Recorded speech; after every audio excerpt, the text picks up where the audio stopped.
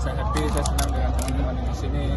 Terus ya Pak Ati juga tawarkan untuk di sini, cuman kan kemarin ada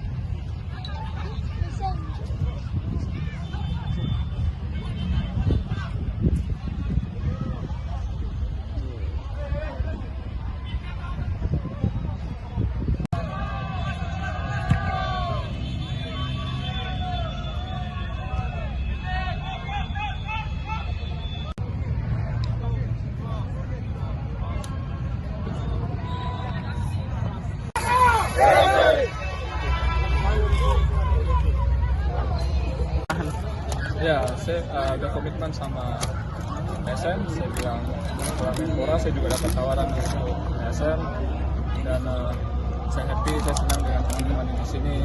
Terus ya Pak Ati juga tawarkan untuk di sini, cuman kan kemarin ada tunggakan yang harus diselesaikan. Terus kemarin tim SM juga udah katanya step by step menyelesaikannya. Udah kita lihat sekarang kompetisi udah mulai, tinggal berapa lama lagi satu bulan. Bang, sebelumnya sudah ada tawaran dari klub lain? Ya ada beberapa tim. Terus melalui agent saya Gabriel, saya juga komunikasikan dan kita tetap komitmen dengan hubungan kita, yaitu untuk bermain di PSM. Gitu. Klubnya di Liga 1, Liga 2? Ya. Jadi bisa disebutkan salah satu. Iya. Liga 2 atau Liga 1? Iya. Liga 1 atau Liga 3. Satu dari luar juga? Ya, ada beberapa. Gabriel Budi yang dia konfirmasi terus ke aku, dia update ada beberapa tim.